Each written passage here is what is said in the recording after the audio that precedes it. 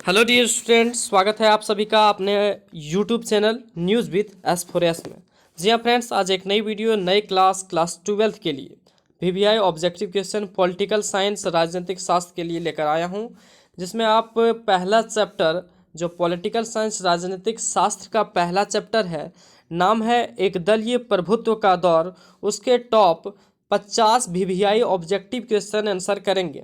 ठीक है गाइज, तो करेंगे इसमें आप 50 से भी ज़्यादा या 50 वीवीआई ऑब्जेक्टिव क्वेश्चन करेंगे जो आपके एग्ज़ाम के लिए काफ़ी इम्पॉर्टेंट है।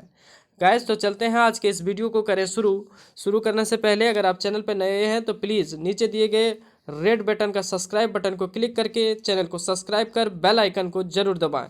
चैनल नाम तो आप जानते ही हैं, न्यूज़ विद S4S। तो गाइज चलते हैं आज के क्वेश्चन की ओर। सबसे पहला क्वेश्चन है जो आपके स्क्रीन पर दिख रहा है और काफ़ी इम्पोर्टेंट क्वेश्चन लेके आया हूँ। मात्र एक चैप्टर से 50 प्रश्न जो भी प्रश्न लिए हैं सब वेरी इंपॉर्टेंट प्रश्न लिया गया है और आप वीडियो के एंड तक बने रहिएगा। चाहे तो आप क्वेश्चन को एक बार पहले लेकिन वीडियो देख लीजिएगा, दूसरा बार आप रोक रोक के क्वेश्चन को लिखिए और समझने का आंसर देने का प्रयास कीजिएगा। तो चलिए शुरू करते हैं बिना टाइम लिए। पहला प्रश्न है 12th का कि भारतीय संविधान को कब लागू किया गया था? 26 जनवरी 1950, 26 जनवरी 1951, 26 जनवरी 1952, इनमें से कोई नहीं। बताइए, ये क्वेश्चन है वेरी इंपॉर्टेंट कि भारतीय संविधान को कब लागू किया गया था। इसका राइट आंसर होगा 26 जनवरी 1950। Option A is correct. ठीक है। दूसरा प्रश्न आपका है कि 1930 में गांधी जी ने किस आंदोलन की शुरुआत की थी? ऑप्शन है सविनय अवज्ञा आंदोलन, भारत छोड़ो आंदोलन, स्वराज आंदोलन, असहयोग आंदोलन। किसमें 1930 में महात्मा गांधी ने किस आंदोलन की शुरुआत की थी? तो इसका राइट आंसर होगा सविनय अवज्ञा आंदोलन। Option A is correct. 1930 में सविनय अवज्ञा आंदोलन, ऑप्शन ए इज करेक्ट। तीसरा प्रश्न है कि भारत के प्रथम उपराष्ट्रपति कौन थे? उपराष्ट्रपति प्रथम कौन थे भारत के? ऑप्शन है A doctor A S Radhakrishnan, option B doctor Zakir Hussain, option C V V Giri, option D इनमें से कोई नहीं। तो इसका राइट आंसर क्या होगा? राइट आंसर होगा 3 का ए नंबर, डॉक्टर एएस राधाकृष्णन।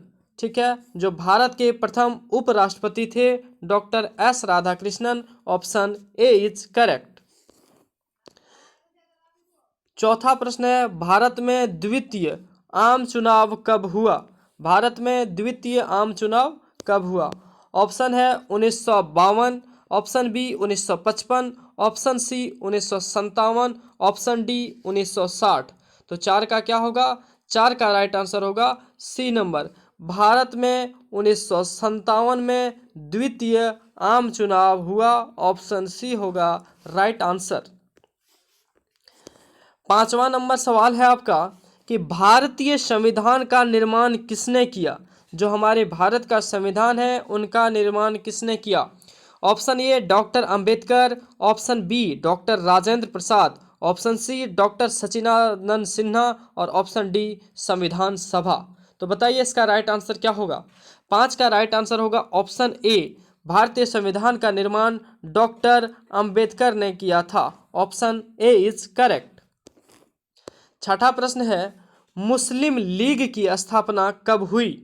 1905, 1906, 1907 या फिर 1908। तो इसका राइट आंसर क्या होगा? मुस्लिम लीग की स्थापना कब की गई थी? मुस्लिम लीग की स्थापना 1906 ईस्वी में की गई थी। इसका राइट आंसर होगा बी नंबर। अगला प्रश्न है आपका 7वां नंबर प्रश्न है कि 1885 में किस राजनीतिक दल की स्थापना हुई थी? 1885 में किस राजनीतिक दल की स्थापना हुई थी? ऑप्शन ए है Bharatiya Rashtriya Congress, option B Muslim League, option C BJP, option D Janata party.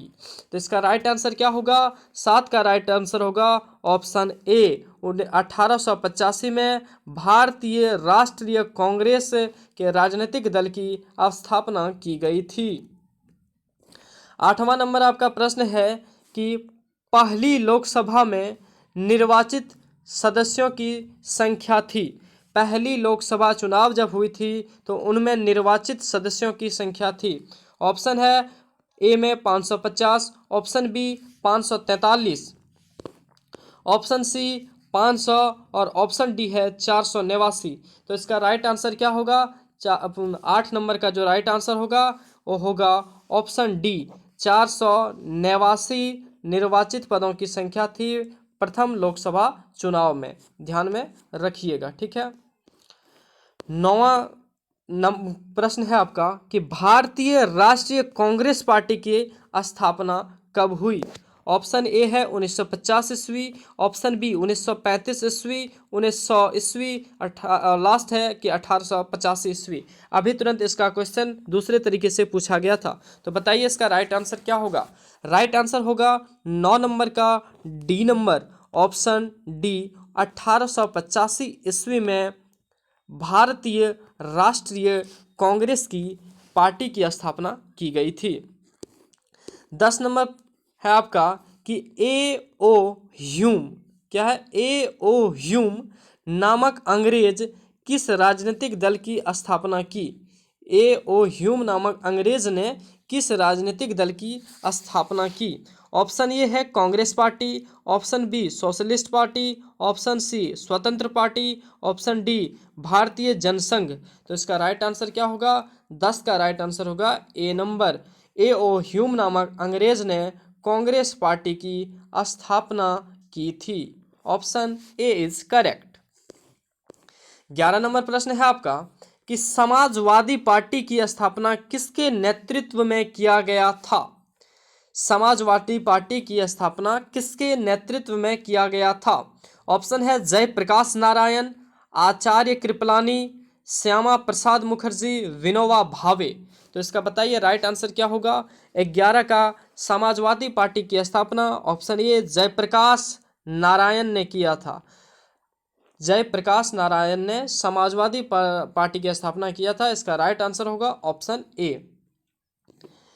12 number सवाल है आपका कि पंचशील समझौता किन देशों के बीच हुआ? पंचशील समझौता किन देशों के बीच हुआ? ऑप्शन है ए में भारत रूस, option B Bharat Pakistan, option C Bharat चीन, ऑप्शन डी भारत बांग्लादेश। तो इसका राइट आंसर क्या होगा? 12 का राइट आंसर होगा सी नंबर, पंचशील समझौता भारत और चीन के बीच हुआ था। भारत और चीन के बीच कौन सा समझौता? पंचशील समझौता हुआ था। Option C is correct. 13 नंबर प्रश्न है कि गुट निरपेक्ष आंदोलन एक अंतर्राष्ट्रीय संस्था है, इसकी स्थापना कब हुई? गुट निरपेक्ष आंदोलन एक अंतर्राष्ट्रीय संस्था है, इसकी स्थापना कब हुई?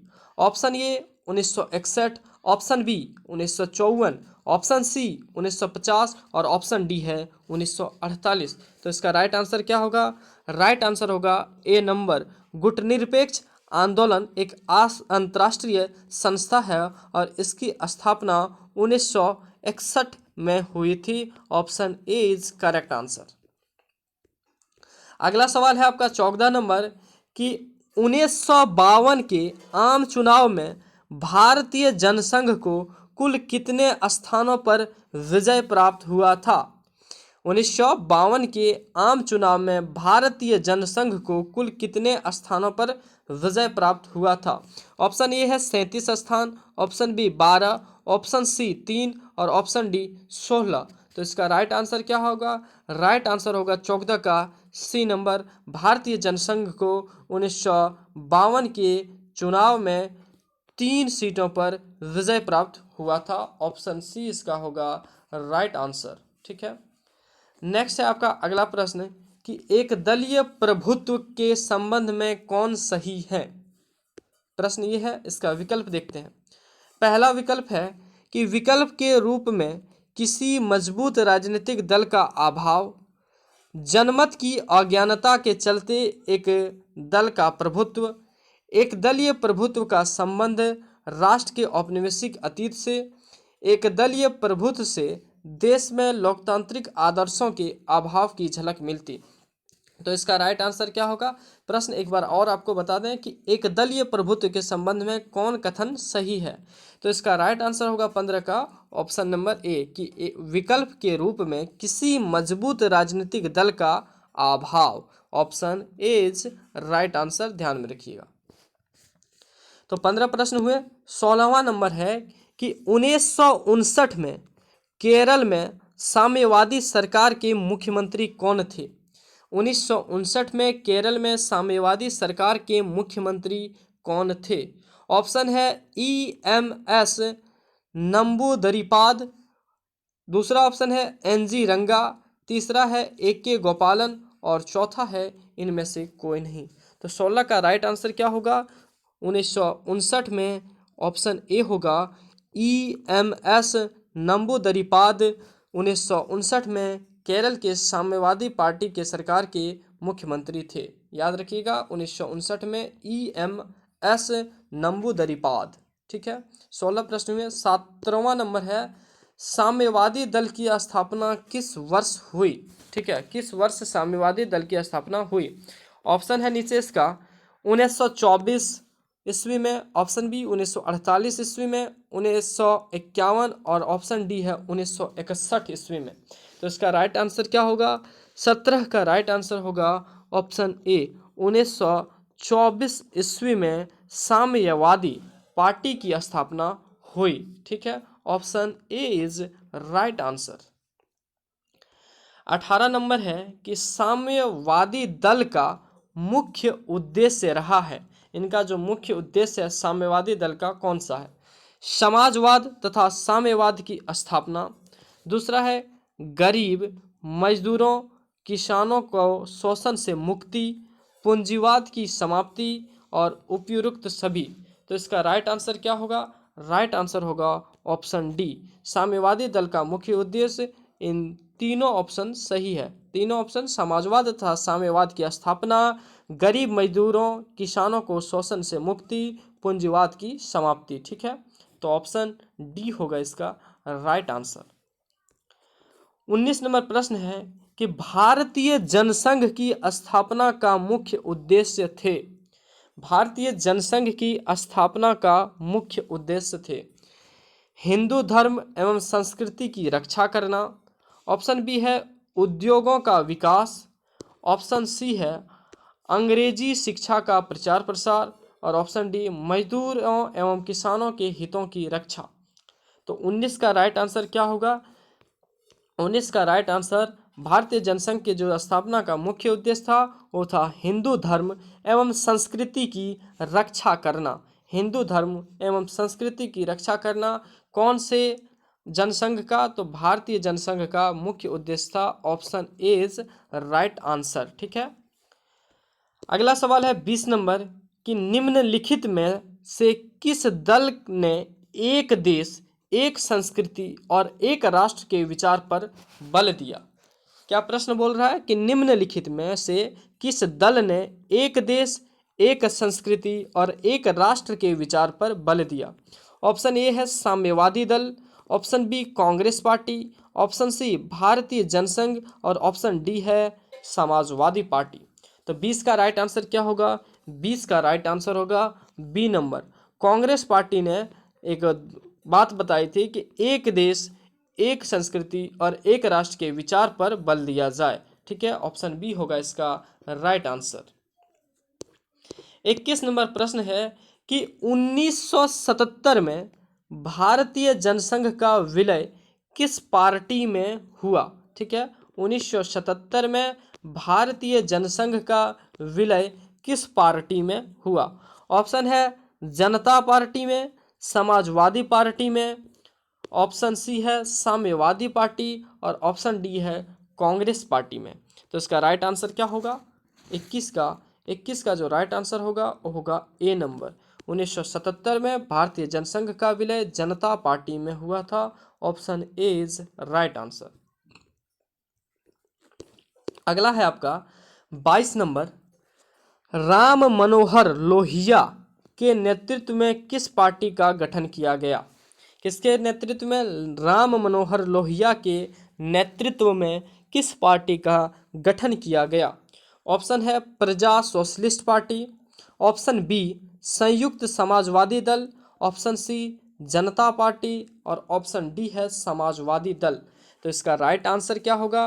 55 का होगा, और सॉरी 22 का राइट आंसर होगा बी नंबर, संयुक्त समाजवादी दल।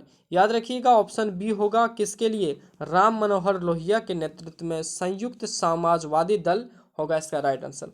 ऑप्शन में देखिए कि समाजवादी दल भी दिया है, इसलिए जब भी आप टिक करें तो संयुक्त को खोज के ही टिक करें।